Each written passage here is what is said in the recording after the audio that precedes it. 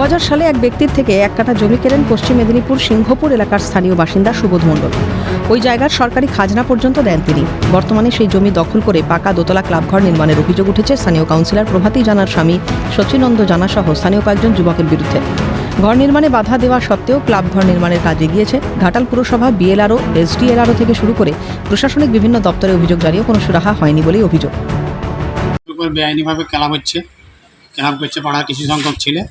হ্যাঁ, আমি সকলের কাছে এক মাথা থেকে যাচ্ছি, কাউন্সিলর কিংবা আমি চেয়ারম্যান কিংবা ধরুন বিএলআরও কেউ কোনো এসব জিনিসে হস্তক্ষেপ করছেন বা কোনো কিছু মীমাংসার দিকে আসছেন। সেইলে আমি এটা আগে যাতে করে আমার জিনিসের জায়গাটা ফিরে পাই বা সুষ্ঠু একটা মীমাংসা হয়। আর আমি এটার খাজনা দিচ্ছি, আমার রেকর্ড আছে, দলিল আছে। হ্যাঁ, তা সত্ত্বেও আমাকে জোর করে এটা বলছে খাস। আমি তো বিষয়টা বুঝতে পারছি না, ভিতরে হয়তো পার্টির মদতে আছে। পার্টির মদত বলতে ধরুন এখন শাসক দল যারা আছে, আমিও সেই দল করি, কিন্তু তারা এখন ধরুন পিছনে সাপোর্ট করছে, পিছন থেকে তৃণমূল দল। হ্যাঁ, তৃণমূল দল। এ প্রসঙ্গে ক্লাবের এক সদস্যের সঙ্গে যোগাযোগ করা হলে তিনি মুখ খুলতে চাননি। কি তৈরি হচ্ছে? ক্লাব বানানো হচ্ছে। কারা বানাচ্ছে ক্লাব? আপনারাই বানাচ্ছেন? এই ক্লাবটা তৈরির জন্য কোনো পৌরসভা থেকে পারমিশন আছে? হ্যাঁ, পারমিশন আছে। পারমিশন নেই হচ্ছে।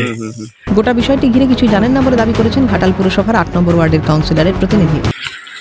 কিন্তু উনি অভিযোগ করছেন যে আপনার মতেই চলছে ওই ক্লাবঘর নিয়ে। ভুল, তার সম্পূর্ণ ভুল। সরকার সেটা ওই বাড়ি তৈরির জন্য কি পৌরসভা থেকে অনুমতি পেয়েছে?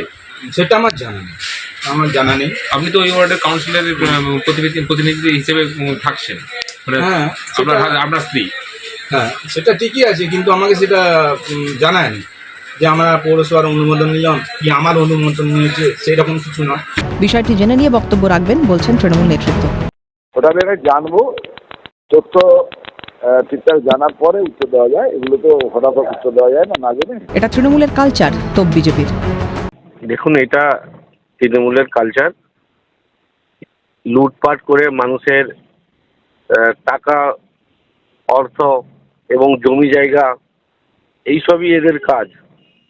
সেই জন্য তৃণমূল দলটা মানুষের সেবা করব, মানুষের উন্নয়ন করব, এই মানসিকতা নিয়ে কোনো নেতা নেই। তবে অন্যের জায়গা জোরপূর্বক দখল করে পুরসভার অনুমতি ছাড়া কি করে বেআইনিভাবে ক্লাবঘর নির্মাণ করা হচ্ছে তা নিয়ে প্রশ্ন তুলেছে ওয়াকিবহাল মহল। অভিষেক চক্রবর্তীর রিপোর্ট, ক্যালকাটা নিউজ।